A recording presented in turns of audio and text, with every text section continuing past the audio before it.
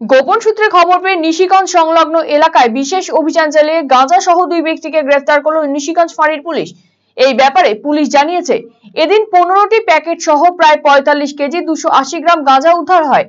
একটি ছোট 4 চাকা পিকআপ ভ্যানে করে গাঁজা পাচার করা হচ্ছিল বলে খবর আসে নিশিগঞ্জ ফাঁড়ির পুলিশের কাছে।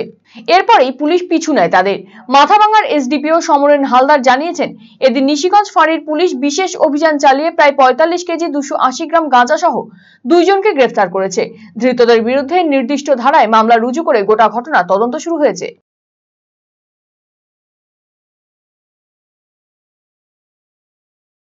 তো ঘটনাটি হলো আজকে সকাল 10টার দিকে আমাদের কাছে একটা সোর্স ইনফরমেশন আসে।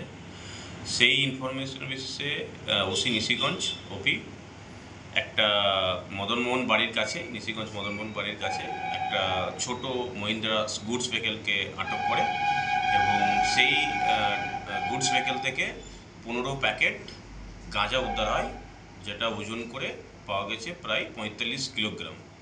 এবং সেই গাড়ির যে ড্রাইভার এবং গাড়ির যে আরেকজন ছিলেন, দুজনকে আমরা অ্যারেস্ট করে থাকি। তাদের নাম হলো গণেশ সরকার, যার বাড়ি হচ্ছে পুন্ডিবাড়ি, এবং আরেকজন ছিলেন যার নাম হচ্ছে বুদ্ধি সরকার, যার বাড়ি হচ্ছে রাজপুর কোতোয়ালি থানার আন্ডারে।